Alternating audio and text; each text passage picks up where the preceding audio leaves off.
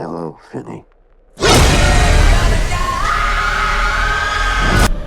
Vengeance is mine.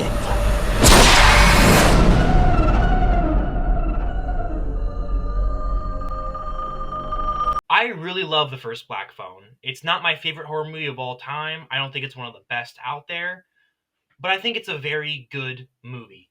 My experience was tainted a little bit by the fact that a few obnoxious pricks were in my theater, kicking my seat and being annoying as fuck. And so that may have killed my enjoyment for the movie a little bit, but overall, I have really fond memories of that movie. I've rewatched it a couple of times since then, and I think it's a very solid film. It's a nice, tight, complete story. And with the sequel being greenlit, I was always a little bit skeptical of it.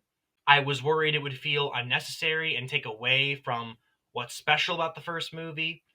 But then the trailer came out, and I realized what the concept was, and I have to say, my excitement grew a little bit. I think the idea that the grabber comes back as a voice on the other end of the phone to haunt Finney is brilliant. I love that idea. It's something I never really thought of, but in this world, really is not that far fetched. And last night, I was able to finally watch it, and I gotta say, I really fucking loved it. And I'm very surprised to see just how many people don't seem to love it, which is fine. No criticism whatsoever. Your opinion's valid. I'm not invalidating your opinion. I'm just saying I'm surprised. Because honestly, maybe this is a hot take, but I thought Black Phone 2 was significantly better than Black Phone 1. And I loved Black Phone 1. I love the more supernatural spin on Black Phone 2 with the grabber and with the mythology of how the dead communicate, and I love the places that it goes for the most part. There's a few issues that I do have that I will get into later, but for right now, let's talk about the things that I liked in this movie. First of all, Ethan Hawke, once again, as the grabber, is fucking fantastic. He was instantly iconic in the first movie, and he's just as great here. Every scene he has is haunting. Nothing burns like the cold. This movie does something that not everyone's going to like, which is they kind of do the Jaws effect. They build up to his reveal kind of slowly. You know he's there, but it takes you a while to actually see him. For me, I didn't mind. I think in some cases, less is more, and this is just one of those cases. I think building up to his reveal and building up to finally seeing him and the way they anticipate it, I thought that was brilliant, and the way they did it was excellent. Mason Thames, I think, is the real star here in a lot of ways. He's easily my favorite part of the movie. I love Finney as a character. I love how this movie dives into his PTSD and the trauma that he deals with following the events of Black Phone 1. The movie draws a really great parallel with him and another character, which I will not spoil. And the arc that they give him, I think, was very satisfying and extremely well done. Madelyn McGraw was also a huge standout, just like she was in the first movie. She was fucking great. Probably even better here. She does take a much more center focused role. I think some people are exaggerating when they say she's the main character in this movie. She really isn't. Her and Finney are both the protagonists. She just has a bit more of an important role in this one. I would not say she's the main character, though. Like Finney, she has a wonderful arc in this movie, and I love where they took her character. The direction in this film really was spectacular. I love that it takes place during the winter. I know it's like a weird thing to point out, but seriously, more horror movies need to take place in the winter. The cinematography in general is excellent. I think it might just be Scott Derekson's best looking film. The cinematography really is just spectacular. There's a number of scenes, not even just as chase scenes, there's a lot of quiet moments in this movie where characters reflect or they process events from either the past or events that have just happened. And there's not a lot of dialogue. It's all relying on the actors and the cinematographer and the way they shoot those scenes. There's a scene in particular that I think of in the first 15 minutes of the movie regarding Finney, where he's standing outside his house and he's kind of processing a number of things. And there's not a lot of dialogue. It's just him quietly standing there reflecting. And that scene might just be my favorite in the entire movie. It's expertly shot and it's expertly acted by Mason Thames. Let's talk about something that a lot of horror movies get wrong. Fucking jump scares. My biggest complaint with modern horror movies, even ones that I like, is that the jump scares are always so damn annoying. Not because they scare me, but because the movie, more often than not, is trying so hard to scare me that they fall on their face and they look desperate.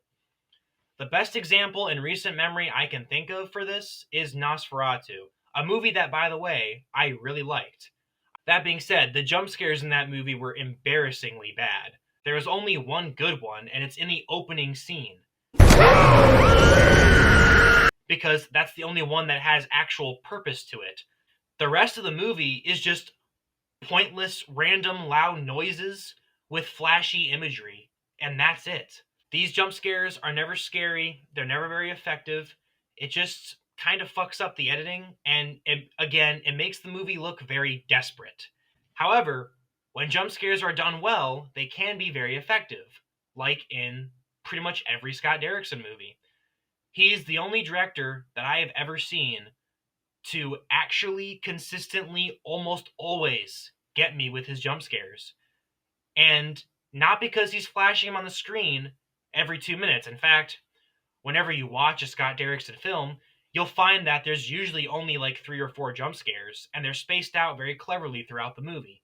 But because he isn't flashing them on the screen every 2 seconds, and he trusts that his villains, the effect works much more. So when there is a random jump scare, it works. Stop it. Stop what? It isn't just flashy editing, it's genuinely cleverly done. And this movie is once again no exception to that. This man has proven that he is the only person in the industry currently working who can get consistent good jump scares. Now, let's address the idea of the unnecessary sequel. Now, a lot of people have brought up, understandably so, that they feel this sequel is unnecessary.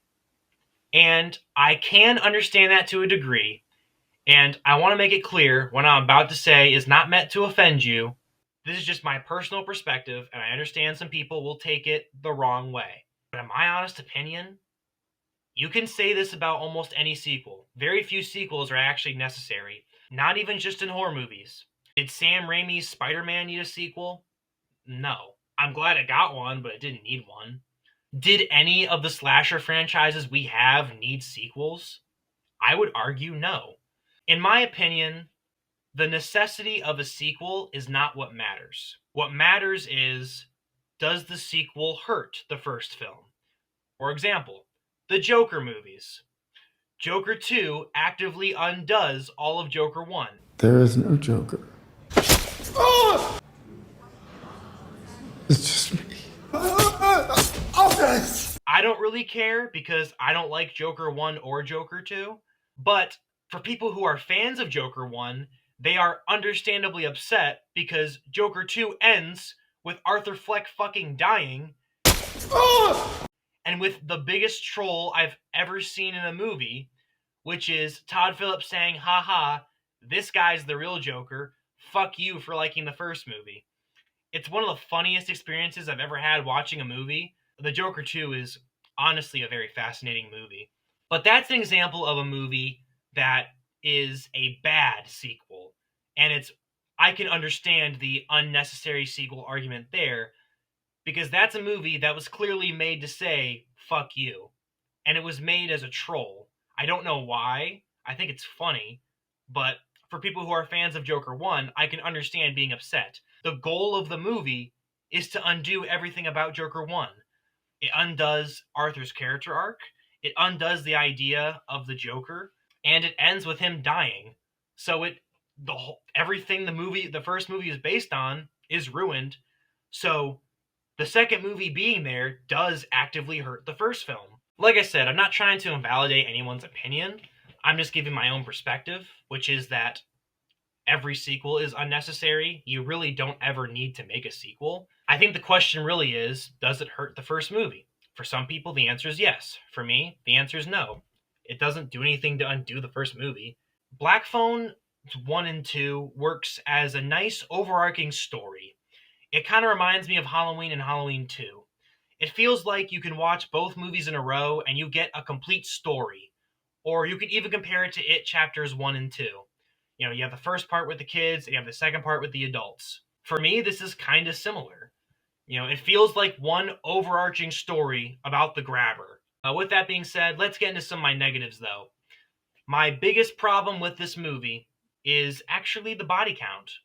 It's a little low for my taste, and I won't go into too deep of detail, but given the fact that the grabber is now a supernatural entity, which does feel like a natural continuation of the first film, I expected a lot more kills from him, or at the very least, more horror. There's a good chunk of the cast that survives, and I think there is a big missed opportunity here for the grabber to really strengthen his count.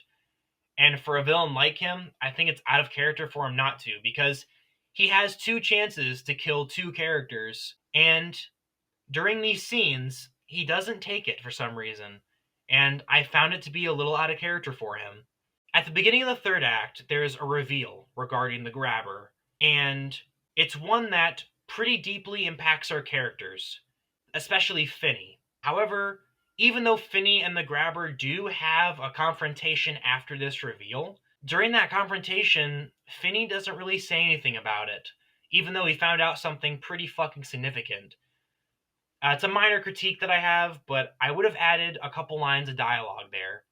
I think that was a bit of a missed opportunity. And in general, while the grabber and Finney do have a lot of scenes in the movie, I would have liked at least one more scene, another scene or two. The final complaint that I have is also regarding the grabber, unfortunately. The grabber in this movie is great, but personally, I would have liked just a little bit more from him. This movie takes the Jaws approach and builds to his reveal, like I mentioned earlier. And I do think the effect works, and I think less is more.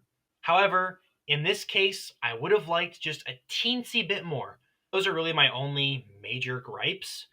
For the most part, I still think the film is very solid. It has a great cast, it has great characters, great writing, fantastic cinematography, some pretty good scares. When you view Black Phone 1 and Black Phone 2 as a two-parter complete story, I think it works extremely well. And if they choose to leave the story here, I think that would be a very good move. After this movie, I don't think I need a sequel, but if they choose to make one, I will be there. So I'm going to give Black Phone 2 an 8 out of 10. Pretty damn good. Go watch it, dude.